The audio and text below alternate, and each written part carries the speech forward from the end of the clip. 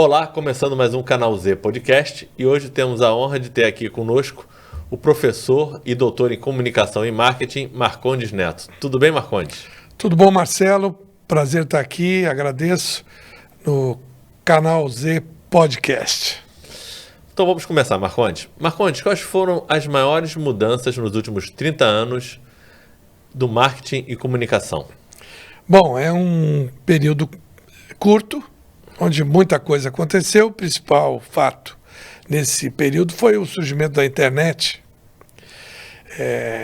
que ensejou uma nova mídia, um novo meio, né, o meio digital. O que nós tínhamos antes? Nós tínhamos os meios impressos, né, jornais e revistas, que ainda temos, a mídia chamada eletrônica, é composta do rádio e da TV, e o cinema também se enquadra aí. A mídia exterior, né? Outdoors, propaganda em veículos, como ônibus, como trens, enfim. E o surgimento do digital, e nós podemos colocar isso aí exatamente com 30 anos, 1995, né? Usando aí a referência do Yahoo, o digital entrou nas nossas vidas e todas as outras mídias hoje se fundiram. Então você encontra o jornal no digital, a rádio no digital, o cinema no digital, enfim, então essa foi a grande mudança que nós testemunhamos.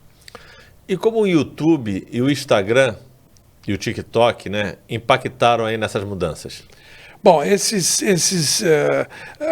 nós temos alguns artigos científicos aí dizendo, em suma, internet é vídeo. Então, nós poderíamos dizer que a pessoa comum, o usuário de um smartphone, ele quer rápido conhecer o posicionamento do político, do executivo, do artista. Então ele quer ver e ouvir. Então o audiovisual ele se sobrepõe ao podcast, que é um filhote do rádio, que é só áudio, se sobrepõe à leitura. Então as pessoas vão à internet buscando o audiovisual. Então o YouTube hoje superou em audiência todas as outras as emissoras de televisão. O Instagram, que nasceu com a imagem estática da fotografia, né? Também se notabilizou e cresceu em termos de uso, e hoje também com vídeos. E o TikTok com vídeos curtíssimos. Isso é um fenômeno que a gente verifica. Há 30 anos atrás, um vídeo institucional de uma organização teria 20 minutos. Hoje, se falar mais de 3 minutos, você cansa. Então, nós podemos encontrar vídeos institucionais de 3 minutos. E os comerciais de 30 segundos, que é, digamos, ainda o tempo mais usual, tem sido encurtados na internet para 15, para 7, até para 5 segundos. E isso a gente verifica olhando o YouTube, o Instagram e o TikTok. E no seu caso, Marcondes, você como professor de marketing, branding, para você, qual a importância de você ter sua marca nesse mundo digital? Bom, aí você trouxe uma questão muito interessante, que é o surgimento do branding, né? Quando eu comecei a atuar na área acadêmica, nós tínhamos consolidadas as disciplinas de marketing. Introdução ao marketing, marketing elementar, marketing avançado. E no meio desse período aí, que estamos situando em 30 anos, surge o branding como uma disciplina autônoma. Ela quase que substitui o marketing. Eu diria que o charme, né, ainda da década de 90, de trabalhar com marketing, se tornou o charme hoje trabalhar em branding. Basicamente, nós estamos tratando da mesma coisa, porque nós estamos falando de produtos, nós estamos falando de serviços, ou nós estamos falando de causas, ou estamos falando de políticos que se posicionam no mercado de ideias, no mercado de varejo, no atacado, propondo a você o quê? Uma compra, um consumo, uma adoção, um voto. Então, a ideia de marca, ela é muito antiga, mas a disciplina de branding, ela trouxe um glamour e uma especialização, um olhar para as marcas que hoje superam as próprias empresas. Né? Hoje você pega as marcas da Procter & Gamble, são muitas marcas. Você pega as marcas da Nestlé, são muitas marcas. No passado a gente estava preocupado com a marca principal, com a Unilever, com a Procter & Gamble, com a Nestlé. Né? Hoje a gente continua preocupado com essa marca, mas a ênfase está nos produtos. Então não é mais a Nestlé só, é o Nescau, é o Nescafé. Então a marca do produto hoje é a que mais aparece para nós, na mídia, seja ela tradicional ou digital. E a sua marca pessoal? Eu acabei não falando. Isso é alguma coisa que hoje se tornou básico para qualquer profissional liberal, para qualquer microempreendedor individual, pensar na marca no início, já no início. Então, o trabalho de construção da marca, um professor, um médico, um advogado, um personal trainer, um nutricionista, todo mundo precisa hoje ter a sua marca. Por quê? Porque o mercado é uma disputa enorme. A internet é o meio que todo mundo utiliza para encontrar profissionais, encontrar atendimento, encontrar serviços. A inteligência artificial está substituindo até os mecanismos de busca tradicionais, o Google, né? E então a presença do profissional ou do microempreendedor na internet se tornou alguma coisa crucial. Então eu cuido disso, preciso cuidar disso como professor, como pesquisador. Se eu não fizer isso, a menos que a sua instituição, você é professor numa universidade, você é médico numa clínica, que essa clínica, que essa universidade cuidem disso. Mas eu te diria que isso não é garantido. Então, cada profissional tem hoje que cuidar da sua própria marca. Você estava falando agora em inteligência artificial. Assim, continuando em branding, assim, a inteligência artificial, ou você acha que vai surgir uma outra tecnologia, ou existe uma outra tecnologia que vai revolucionar o branding nos próximos 5 anos? Olha, hoje é a inteligência artificial, que é o principal, a principal novidade, vamos dizer assim, a principal quesito hoje que é preciso tomar atenção. A inteligência artificial mudou completamente o modo de encontrabilidade. Essa é uma palavra do meio digital. Você precisa ser encontrável. No passado, o critério de relevância do Google era o critério de mais cliques, o mais clicado. Aparecia primeiro na pesquisa. Ou aqueles pagos, né, os links patrocinados. A inteligência artificial subverte essa lógica para uma lógica de qualidade, não de quantidade. Então, a resposta que a inteligência artificial vai te dar, e as pessoas hoje estão perguntando para a inteligência artificial, ao invés de perguntar para o Google, para aquela que usam, né? São várias. Elas estão perguntando para essa inteligência artificial e a qualidade do prompt. O que é o prompt? A linha de... É a sua questão, é a sua pergunta, é a sua consulta. A inteligência artificial vai tentar responder da melhor maneira.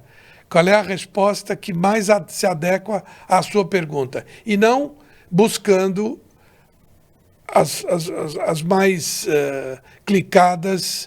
Se você está procurando uma loja de esportes, de material esportivo, ela não vai te dar a mais clicada. Ela vai dar de acordo com a tua pergunta. Claro que se a sua pergunta é muito genérica, você vai ter respostas genéricas. As pessoas já estão se acostumando a fazer perguntas mais aprofundadas. A pergunta em duas fases, a pergunta em 3 fases. Você faz uma pergunta, depois você faz a segunda, às vezes até uma terceira. E aí as respostas vão estar sendo dadas a você pela qualidade daquilo que está na internet disponível do que pela quantidade. Qual o sinal mais claro de que uma marca precisa refazer o seu brand, né? Fazer um rebranding? Olha, isso aí é uma questão muito interessante. Eu tive a oportunidade de participar de um processo de rebranding. Foi no ano 2000, na virada do ano 2000 para 2001, o rebranding da Andersen Consulting. Essa caneta aqui, inclusive, é de lá, da Andersen Consulting. Eu ganhei lá como uma premiação interna. Para Accenture, que é o nome atual da ex-Andersen Consulting. No caso desse caso, o rebranding foi uma obrigação que a organização teve que cumprir por conta de uma arbitragem internacional, que é um processo que não é jurídico, ele é pré-jurídico. Você entra numa mesa de negociação, escolhe um árbitro e essa arbitragem dá lá uma solução. A solução para a querela que se instalou entre os sócios naquela ocasião foi de que o pessoal de sistemas, e eu estava nessa divisão, o pessoal de sistemas da Andersen Consulting se separaria do pessoal de auditoria, mas não poderia mais usar a marca Andersen. Então, houve um processo que foi bastante curto. Nós tivemos a ajuda da agência de propaganda, um grande grupo. Em 8 meses foi montada toda uma estratégia, porque você naquela virada de ano você tinha que abandonar todos os formulários, todas as propagandas em aeroportos, todos os outdoors, todos os brindes, todos os itens de merchandising, enfim, tudo, né? Tinha que ser mudado naquela determinada data. Esse foi um caso, mas os casos de mudança por um outro motivo, que não seja o resultado de uma decisão numa arbitragem, como foi o caso, são sinais de que a marca envelheceu. Quer dizer, o rebranding muitas vezes surge como uma nova roupagem, mas sem mudar grandes características dos produtos, né?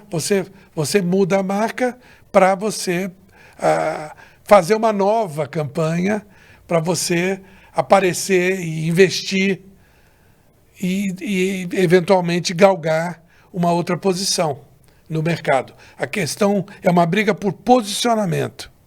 Normalmente, o rebranding vem por uma briga por reposicionamento.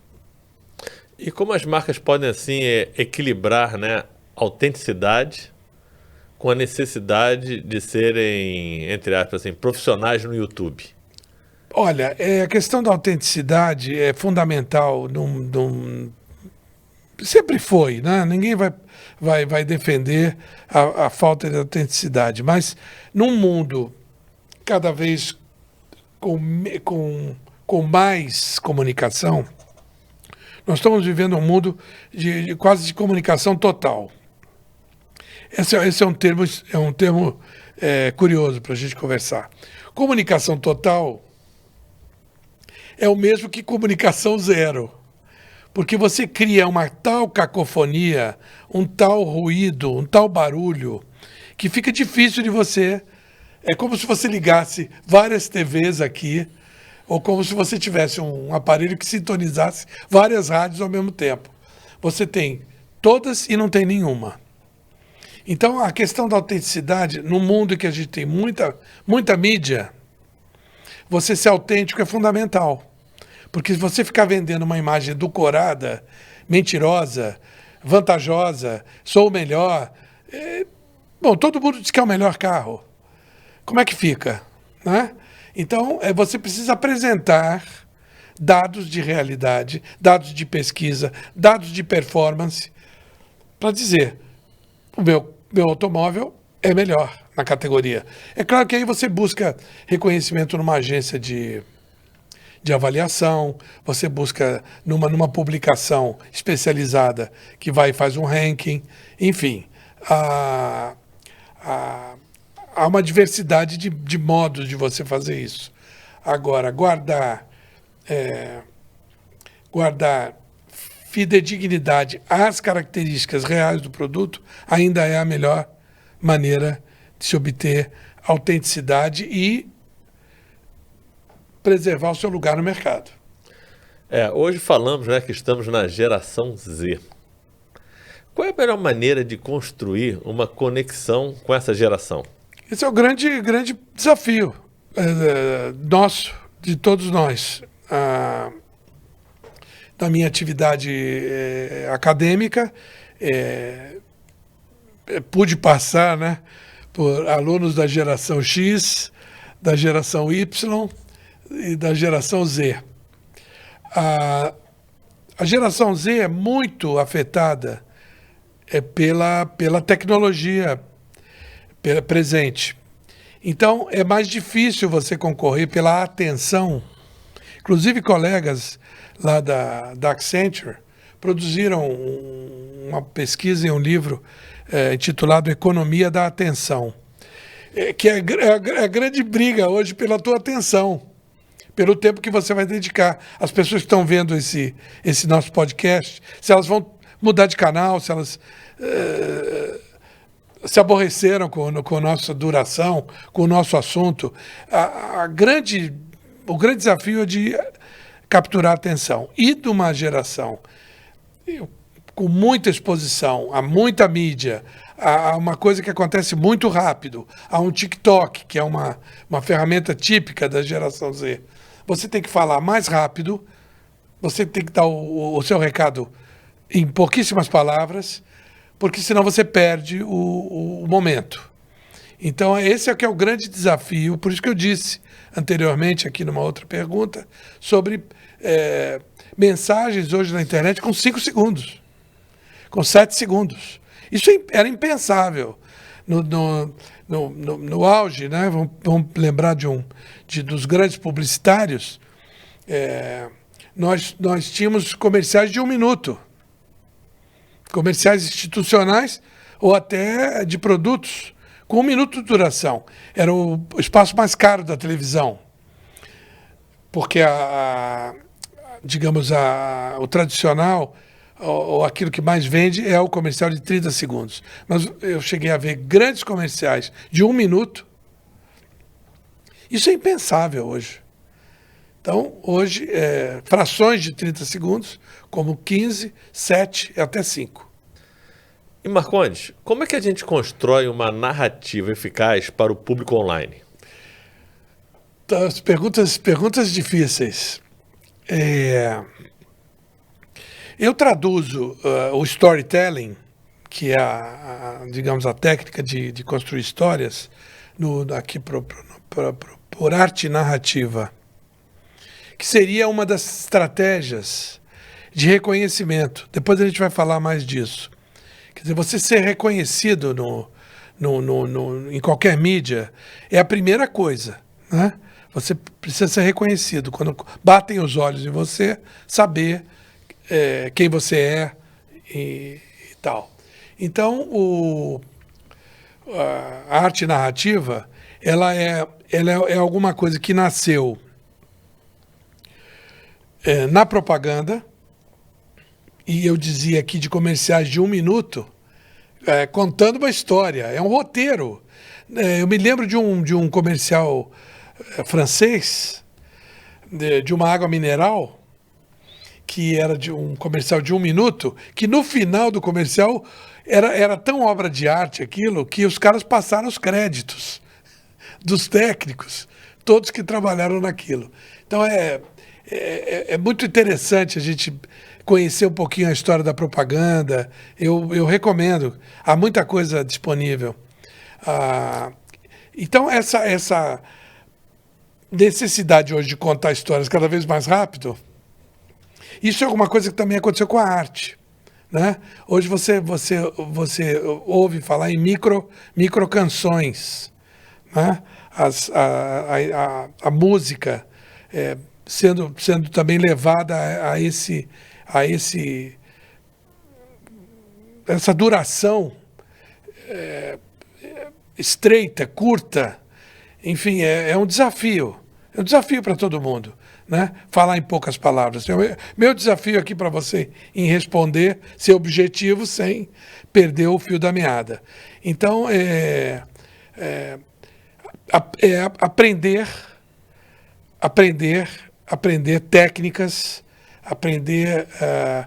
aperfeiçoar as técnicas de escrita, de redução de roteiro, para que você possa, digamos, contemplar o mesmo conteúdo em menos palavras, menos imagens.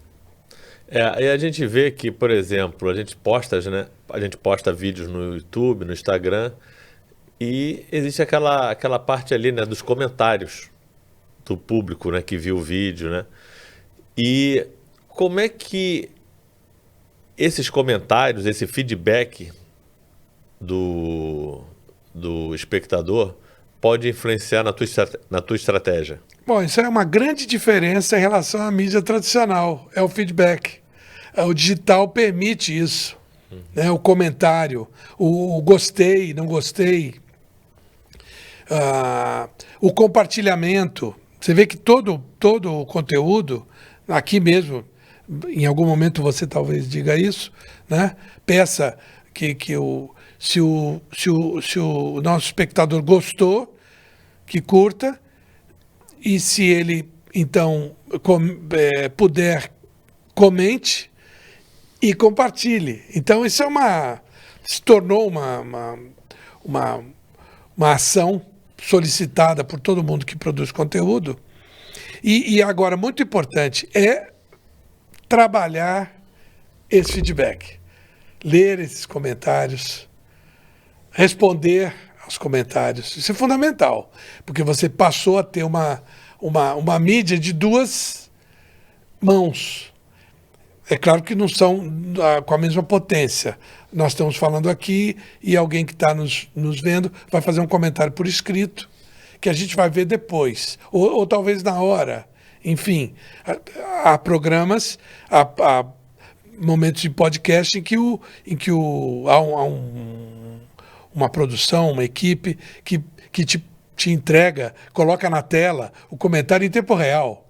Então a gente poderia interagir com pessoas em tempo real, pode fazer isso. Então eu acho que é fundamental o uso de todas essas ferramentas de feedback, e essa é a grande diferença em relação à mídia tradicional. E para uma pessoa ou uma empresa, qual seria assim, uma grande dica para essas pessoas que querem ingressar com vídeos no YouTube, no Instagram? Existem algumas coisas que precisam ser feitas antes, né? se você pretende ingressar numa mídia, é aquilo que a gente falou, né? A marca. Quem é você? Você é um médico? Você faz parte de uma clínica ou você é um autônomo? Você atende quando? Onde? Quer dizer, todas essas questões que são do marketing, o marketing responde a essas perguntas, você precisa responder a essas perguntas, né? De onde, quando, o quê, qual é a sua especialidade, como é que você vai mostrar para o público que você conhece determinado assunto. É claro que no caso de algumas profissões, é o caso, por exemplo, da medicina, é o caso também da advocacia, os conselhos profissionais, eles restringem o uso da propaganda. Você precisa tomar muito cuidado para falar do seu trabalho em algumas profissões regulamentadas que têm um código de ética estrito. Como é que você pode se colocar? E eu acho isso muito bom para elevar o nível da comunicação, da oferta. Entendeu? Então, há questões que precisam ser pensadas antes de você entrar numa mídia. Senão, a sua entrada pode ser muito frustrante. E na questão de resultados, na mídia tradicional, era muito mais difícil você ter um acesso, né, aos resultados, né, sobre a sua estratégia, se ela está dando certo, está dando errado. Né? No mundo digital é mais fácil, né? Olha, estamos falando de quebra de paradigmas, né? Nós tínhamos a figura da agência. Isso é muito importante. A agência de propaganda, né?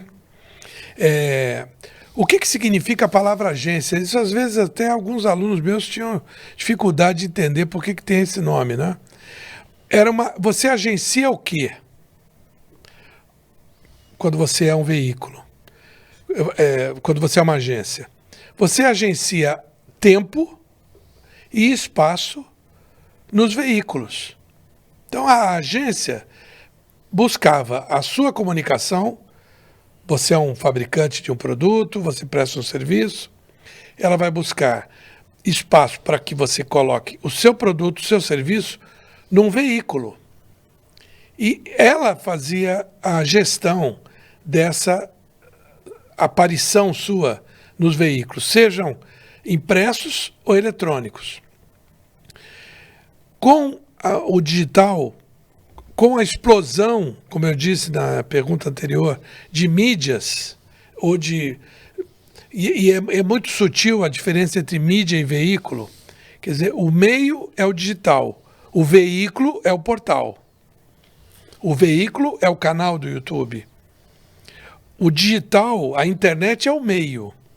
Como a televisão era um meio. A televisão por assinatura é um meio. O rádio é um meio. O cinema é um meio. Né? O out of home, o outdoor é um meio. Então, o veículo que você quer aparecer naquele veículo. Então, a agência providenciava a conexão tua, ela negociava espaço e tempo por um preço e ela produzia a peça. A agência tinha duas funções importantes. A colocação da tua mensagem e a produção dessa mensagem. Hoje, com o nosso ambiente, a agência ela tende a desaparecer.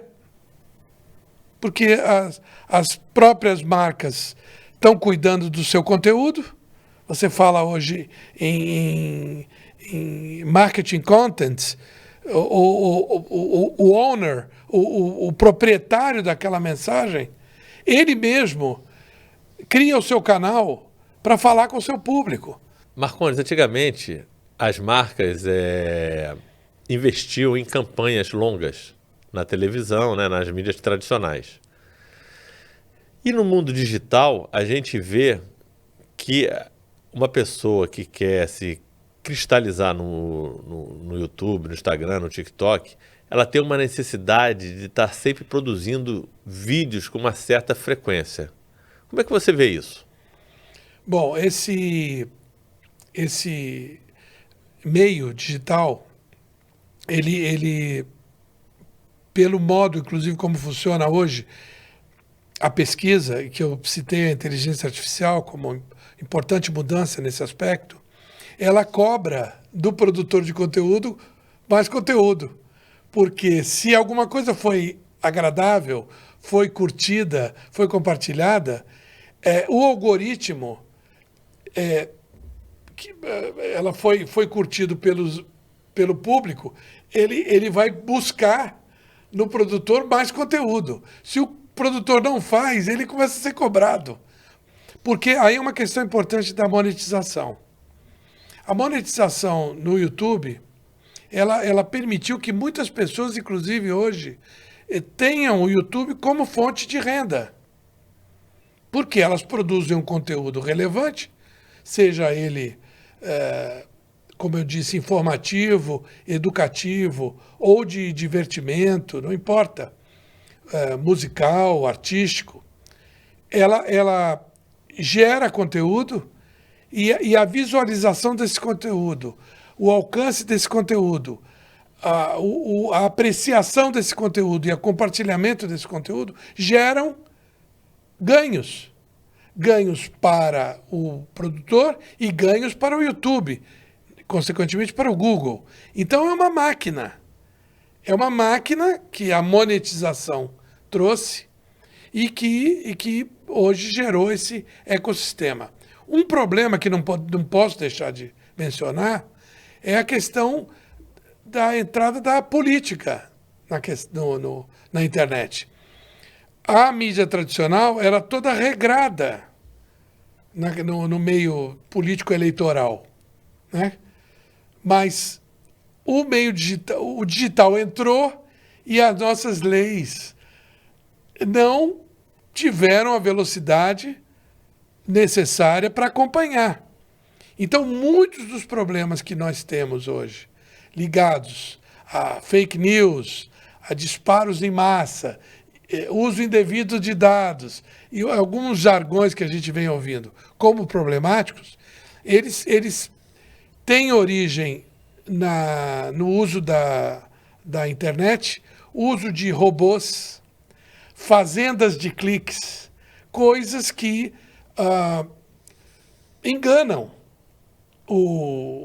nos enganam. Se alguma coisa foi muito vista, foi muito apreciada, se aquilo foi um robô que obteve, como é que você vai confiar naquele dado? Marcondes, muito bom esse papo aqui com você, mas eu queria terminar com uma curiosidade, né? O que seriam esses cubos aqui que estão na mesa? Esses 4 cubos aqui, eles representam o composto que eu proponho no livro, que eu estou lançando via um canal no YouTube em inglês e com um espelho em português para contar para o mundo o modo diferencial que a gente forma o Relações Públicas no Brasil, o RP, lá fora o PR. E o que são eles? O que eles representam? O vermelho é o reconhecimento. Você precisa ser reconhecido. A gente falou disso aqui. É a primeira coisa. Depois você precisa se relacionar. Primeiro com o seu cliente, com seus empregados, com a vizinhança do teu negócio, com a imprensa, enfim, todos os relacionamentos. Depois vem a relevância, o azul. A relevância é como é que você se destaca na paisagem. Como é que você se comporta diante dos seus concorrentes, para o seu público-alvo. Essa é a relevância. E o verde é a reputação. A reputação é alguma coisa que a gente não falou aqui em profundidade, que é a questão das crises de imagem pública. Você cria uma reputação durante anos e pode perdê-la em questão de minutos na internet, hoje com o meio digital. Então a reputação é alguma coisa que você tem que cuidar sempre. Então esses 4 R's são a minha proposta de compreensão de uma comunicação funcional que, de fato, ajude o novo negócio, o profissional liberal. E eu agradeço muito ao Canal Z e a você terem me recebido aqui para falar disso. Marcondes, eu que agradeço. Foi um prazer ter você aqui no Canal Z Podcast. E você está nos vendo agora. Até o próximo episódio. Obrigado.